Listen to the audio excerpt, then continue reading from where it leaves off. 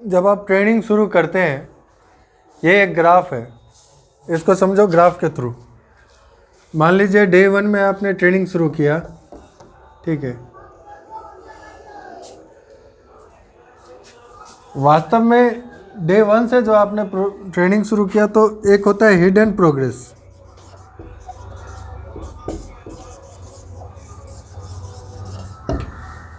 तो ये hidden progress कमता गया, सॉरी हिडन प्रोग्रेस बढ़ता गया, ठीक है।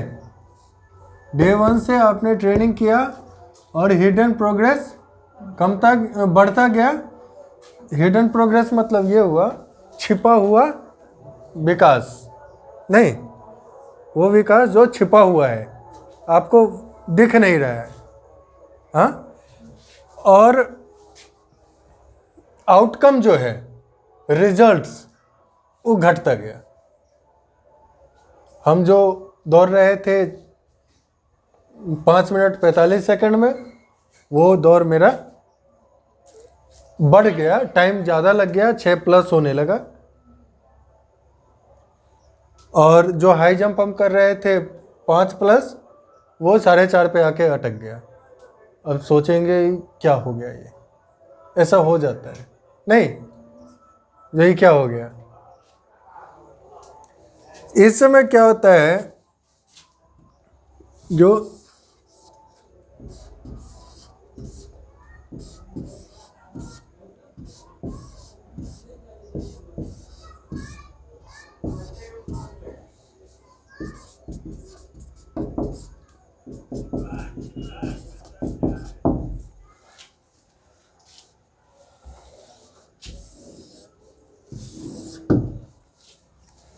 ये आपका मसल्स है, क्या है, मसल्स का एक फाइबर समझ लो, एक टुकड़ा अंदर का, ठीक।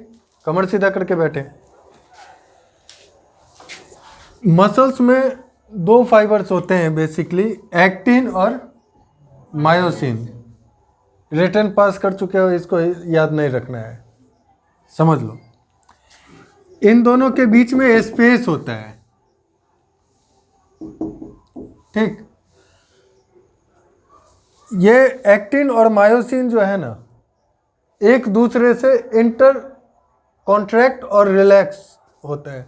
ये क्या करेगा, स्पेस, जब आप मान लीजिए ये टाइट कर रहे हैं, ठीक है, ये जैसे ही टाइट कर रहे हैं तो एक्टिन और मायोसिन एक दूसरे से पकड़ बना लिया, ठीक है, और तभी पावर आया। तो पकड़ जितना मजबूत हुआ, पावर उतना ज़्यादा आया। और जितना ज़्यादा एक्टिन और मायोसिन एक्टिव हुआ, दौड़ में क्या होता है, कॉन्ट्रैक्शन रिलैक्सेशन। ये जितना फास्ट हुआ और जितना एक्टिव हुआ, उतना अच्छा दौड़ और हाई जंप हुआ। समझे? पकड़ तो बनाया, लेकिन ढीला पकड़ बनाया और फिर धीरे धीरे छोड़ा। वैसा रबर बैंड जो बहुत बार स्ट्रेच हो चुका हो,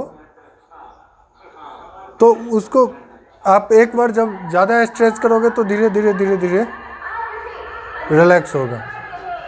ये सब काम जो कि बहुत बार स्ट्रेच और रिलैक्स हुआ हो और उसका इलास्टिसिटी ख़त्म हो गया हो, उसके बाद उसको स्ट्रेच कर दो तो धीरे धीरे धीरे धीरे रिलैक्स किया। वैसा मसल्स अगर है तो वो स्पीड नहीं लाएगा और ना उसमें स्ट्रेंथ रहेगा। अब उतना डीप में ना जाएं। एक्टिन और मायोसिन जब हम मसल्स कॉन्ट्रैक्ट और रिलैक्स बार बार करते हैं तो इसमें से लैक्टिक एसिड निकलता है। कौन सा एसिड? Lactic acid. ये लैक्टिक एसिड कहाँ आता है? यहाँ पे।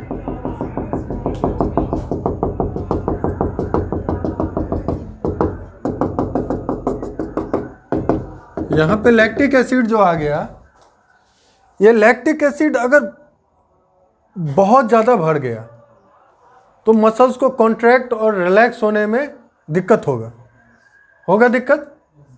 हाँ, अब हम कोशिश कर रहे हैं, लेकिन अब क्योंकि इसमें एक्स्ट्रा प्रेशर आ रहा है तो दर्द भी करेगा। अगर आप किसी दिन हाथ का ज़्यादा एक्सरसाइज कर लें, पैर का ज़्यादा एक्सरसाइज कर लें, फिर दूसरे दिन उसको हिलाएं तो दर्द करेगा, करता है दर्द। वो दर्द इसलिए करता है क्योंकि इसके बीच जो जगह था उसको लैक्टिक एसिड ने जाम कर रखा है। जैसे पानी बर्फ बन जाए और बीच में आप 4-5 बॉल रख दें, एक कटोरा ले लें, उसमें 5 बॉल रख दें, पानी रहेगा, तो हिलाएं कटोरे को तो इजीली बॉल उसमें के कमर सीधा करके, नींद आ रहा है, अरे नींद आ रहा है मोटी, इतना बोरिंग लेक्चर है मेरा, पता नहीं, सॉरी आप लोगों को बोर कर रहा हूँ। कटोरा लो, उसमें 5 बॉल रखो और पानी रख दो, हिला दो उसको, तो क्या होगा, इजीली हिलेगा। लेकिन उसको रात भर के लिए फ्रिज में रख दो, सुबह निकालो, हिलाओ उसको, नहीं हिलेगा। और उसको हिलाने के लिए थोड़ा ठोकना होगा, थोड़ा तोड़ना होगा, होगा ऐसा। तो आप जिस दिन हार्ड वर्कआउट किसी भी मसल्स को जब ज़्यादा देते हैं तो उस दिन तो आप हिलते डुलते रहते हैं, वो वही पानी में है अभी बॉल। लेकिन जब आप रात में सो जाते हैं, उसके बाद सुबह उठते हैं तो वो बर्फ में बॉल सब सेट हो चुका है। अब उसको फिर से हिलाने के लिए शुरू में दर्द देना होगा, दर्द को बर्दाश्त करना होगा, नहीं तो लैक्टिक एसिड हिलता डुलता है, टूटता है और फिर हमारे एक्सक्रीटरी सिस्टम से बाहर निकल जाता है। एक्सक्रीटरी सिस्टम क्या होता है? हिंदी का तो हमको दिक्कत है, वो विसर्जन, हाँ गुड, क्या उत्सर्जन, सॉरी उत्सर्जन विसर्जन, उत्सर्जन मतलब शरीर से बाहर निकालने का जो वेस्ट मटेरियल्स के थ्रू वो निकल जाता है लैक्टिक एसिड, लेकिन उसके लिए उसको हिलाना डुलाना होता है। अब इसको हम हिलाए डुलाए नहीं, उस बर्फ को समझ लीजिए हम नहीं तोड़ें और वेट करते रहें जो कुछ दिन बाद टूट जाएगा, तो टूटेगा तो ज़रूर, क्योंकि आप कुछ ना कुछ अनजाने में भी एक्टिविटीज़ करते रहेंगे जिससे कि वो कमज़ोर होगा और धीरे धीरे लेट से आपका लैक्टिक एसिड आपके शरीर को छोड़ेगा। क्लियर है? तो इसलिए कुछ दर्द, जो अच्छा वाला दर्द हम बार बार बोलते हैं ना, फिजिकल ट्रेनिंग के दौरान आप लोग आते हैं दर्द की कहानियाँ लेके हमारे पास, तो हम बोलते हैं अच्छा वाला दर्द है। तो वो अच्छा वाला दर्द जो है वो यही वाला दर्द है कि आप उस आइस को तोड़ रहे हैं, समझ रहे हैं? अच्छा, अब ये तो एक्टिन मायोसिन का जो कहानी था ये समझ गए आप।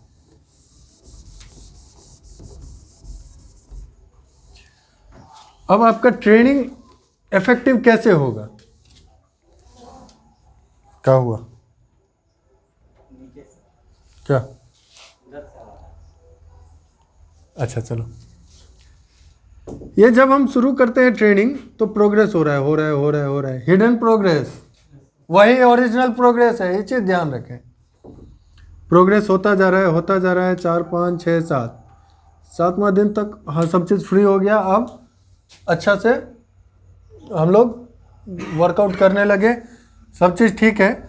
उसके बाद ये प्रोग्रेस जो है ना, कुछ दिन के बाद आप फील किए होंगे, जो जितना वर्कआउट कर रहे थे, जितना एक्सरसाइज कर रहे थे, अब हमारा एक स्टैंडर्ड आ गया जो हम 5:45 मतलब ये बहुत दिन तक कंटिन्यू रहेगा, या ये टाइमिंग मैं बोल रहा हूँ, या हाई जंप का भी एक स्टेज आ जाता है जो उस स्टेज पे आके वो फिर मेंटेन्ड हो जाता है, ऐसा होने लगता है। उसके बाद ट्रेनिंग भी हो रहा है लेकिन प्रोग्रेस उतना का उतना ही मेंटेन हो रहा है, समझ रहे हैं? इसको कहते हैं प्लेटू स्टेज। कौन सा स्टेज?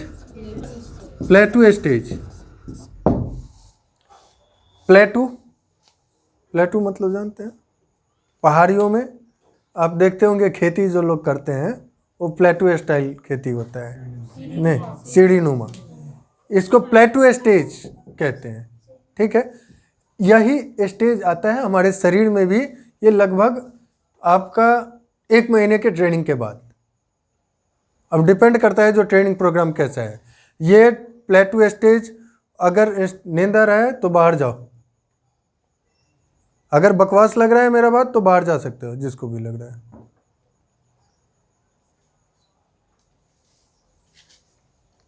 प्लेटू स्टेज डिपेंड करता है जो ट्रेनिंग आपको किस प्रोग्राम से दिया जा रहा है। ये प्लेटू स्टेज आपका 7 दिन में भी लाया जा सकता है, जो कि उससे जल्दी कभी नहीं हो सकता है संभव प्लेटू स्टेज लाना, और 6 महीने के बाद भी प्लेटू स्टेज आ सकता है।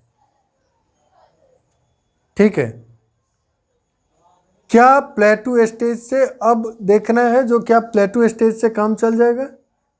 प्लेटू स्टेज मतलब अगर 6 मिनट में हम 1600 मीटर दौड़ रहे हैं तो क्या उससे काम चल जाएगा? तो फिर जो फिजिकल ट्रेनिंग का प्रोग्राम है उसको वही मेंटेन रखा जाएगा। अगर इस 6 मिनट से काम नहीं चलेगा तो प्लेटू स्टेज को फिर चेंज करना होगा, क्योंकि स्टेप आगे बढ़ाना होगा ना, प्रोग्रेस।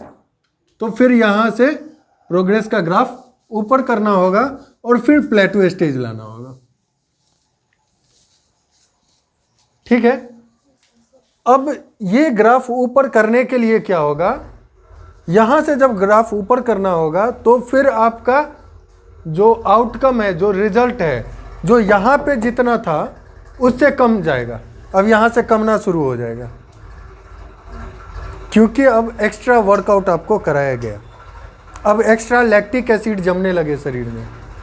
ठीक है, तो ये हमारा इस समय परफॉर्मेंस था 6 मिनट। अब यहाँ से अगर ट्रेनिंग प्रोग्राम चेंज हुआ प्रोग्रेस के लिए तो हमारा 6:15 लग सकता है, 6:30 लग सकता है, डिपेंड करता है जो ट्रेनिंग प्रोग्राम कितना ज़्यादा टफ है। तो इस समय घबरा जाओगे, अरे यार ये क्या हो गया, होता है कभी कभी ऐसा घबराहट। तो इस समय घबराना नहीं है, पेशेंस रखना है। फिर ये ग्राफ धीरे धीरे जब प्रोग्रेस होते होते फिर एक ऐसा स्टेज आएगा जो उस समय इस स्टेज पे हमारा जो 6 मिनट था ये 5 मिनट 45 सेकंड पे आ जाएगा। तो प्रोग्रेस ऐसे ऐसे ऐसे ऐसे होते हैं। फिर अगर 5 मिनट 45 सेकंड से भी काम नहीं चल रहा है तो फिर वहाँ से फिर ग्राफ को बढ़ाएंगे, फिर प्लेटू स्टेज लाएंगे, फिर ग्राफ को बढ़ाएंगे, फिर प्लेटू स्टेज लाएंगे। और intensity of your workout will increase gradually gradually gradually and you will see the result when last प्लेटू stage comes. Last प्लेटू stage जब आप 5 तोड़ दिए, 4:55 पे आ गए, means this is your last प्लेटू stage. अब वहाँ पे जो हम आए और उस समय जो हमारा वर्कआउट का इंटेंसिटी था, that will be our final destination and we will have to continue that only. हमको वही फाइनल वर्कआउट का इंटेंसिटी कंटिन्यू करना होगा। इन केस अगर हम उसमें डिटोरिएट करते हैं, वर्कआउट में डिटोरिएशन लाते हैं, तो फिर क्या होगा, जो जैसे जैसे चढ़े थे वैसे वैसे हम वापस उतरना शुरू कर देंगे। तो ये वर्कआउट क्या है भाई, ये बार बार वर्कआउट वर्कआउट बोला जा रहा है, ये क्या है? वर्कआउट वो भी है जब आप उधर से आते हैं, लेट आते हैं और आपको बिठा दिया जाता है और आप मेढक की चाल में दौड़ के लाइन में लगते हैं, डेट इज़ ऑल्सो वर्कआउट। वो भी वर्कआउट है, वो भी फॉर्मुलेट किया गया है कुछ सोच के। आपका पनिशमेंट भी फॉर्मुलेट किया गया है कुछ सोच के। आपको आज ड्रम उठाने के लिए बोल दिया जाता है so that you can increase your holding capacity. आप जब 2 मिनट गोला, 2 मिनट क्या 5 सेकंड गोला हाथ में धरते हैं, पकड़ते हैं तो थक जाता है हाथ, means your holding capacity is very low and that punishment is going to increase your holding capacity directly और indirectly. This is only the fact. समझ रहे हैं? आपको जो पनिशमेंट दिया जाता है उसके पीछे भी बहुत सारा हिडन रीजन है? और उस समय आप लोग मन मन में गाली देते हो इंस्ट्रक्टर्स को, नहीं? उसके बाद प्लान बनाते हो, ये करना, वो करना, ऐसा करना, फिर ग्रुप बाजी, फिर मीटिंग्स, नहीं ऐसा होना चाहिए, ये होना चाहिए। आपके साथ जो होना चाहिए, I am here to decide for you, मैं आपके लिए हूं डिसाइड करने के लिए। और अगर आप यहां आए हैं then you should have faith, आपको निष्ठा होना चाहिए।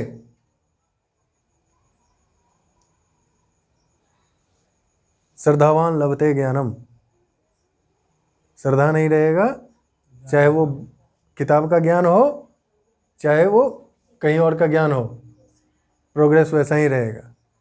जैसे वो ग्लास, बारिश पड़ते रहे उलट दो, कितना भी बारिश पड़ेगा उसका अंदर सूखा रहेगा। जो बताया जा रहा है उसको जरूरी नहीं है जो हर बार उतना ही जोर दे के आपको बताया जाए, लेकिन जो बताया जा रहा है उसको समझिए, जो this is only for my benefit, ये मेरे बेनिफिट के लिए ही है, नथिंग मोर देन दैट। समझ रहे हैं? कभी आपके हानि के लिए मैं सोच सकता हूं क्या? जब नहीं सोच सकता हूं तो जो बताया जाता है उसको आपको बताया जाता है, पानी पियो, पानी पियो। जरूरी नहीं है जो सर पानी गिलास लेके मैं पानी पी लूं। ऐसा संभव है क्या? है? नहीं ऋतु? अरे हम लोग तो कोशिश करते हैं जो आप लोगों को रोल कॉल, अरे जो नियम बनाया गया है उस नियम को डेली जरूरी नहीं है जो रिपीट किया जाए। हाँ, रोल कॉल के टाइम में पानी पीना, शाम में 3 बजे पानी पीना, तो बोतल तो ले आते हो सर को झूठों का दिखाने के लिए, हैं? अब कितना पीते हो वो आपका चेहरा हमको बता देता है। नहीं रे बथी, आँख के नीचे काला होना मतलब पानी कम पीने का एक बहुत बड़ा लक्षण है, ठीक है? चेहरा पे तेल का मात्रा ज़्यादा बढ़ना ये पानी कम पीने का एक लक्षण है। ये सब देख के हम सब का नोटिस कर लेते हैं। आपको क्या लगता है सर बुड़बक बैठे हैं? नहीं, चेहरा का ग्लो ही खत्म हो जाता है और हम महसूस कर लेते हैं जो कौन मेरा बात मान रहा है, कौन नहीं मान रहा है, कौन प्रोटीन ले रहा है, कौन पानी पी रहा है, कौन क्या कर रहा है, कौन अच्छे से खा रहा है कि नहीं खा रहा है, सब कहानी हम जानते हैं। आप अगर एक दिन एक एक्स्ट्रा दाल बूट का पैकेट खा लेंगे वो भी हमको मालूम चलेगा।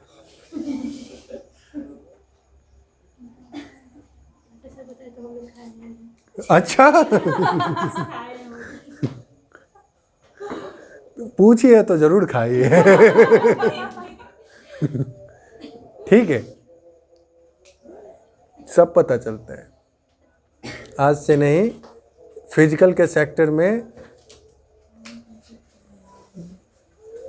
1996 से है। कितने लोगों का जन्म हो चुका था? 96। 8 years मार्शल आर्ट्स, 8 साल मार्शल आर्ट्स, उसके बाद तो फिर कंटिन्यू रहा।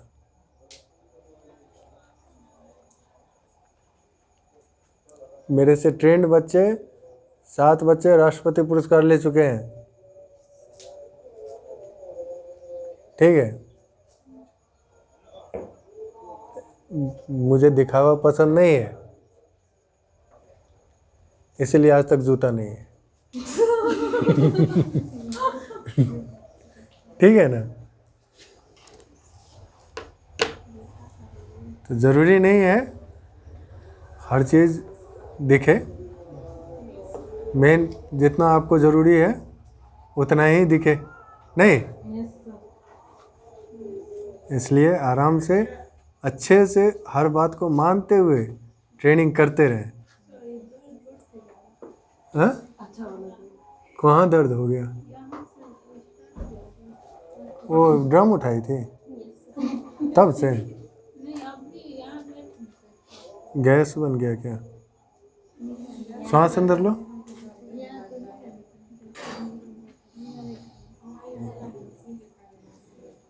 यहाँ पे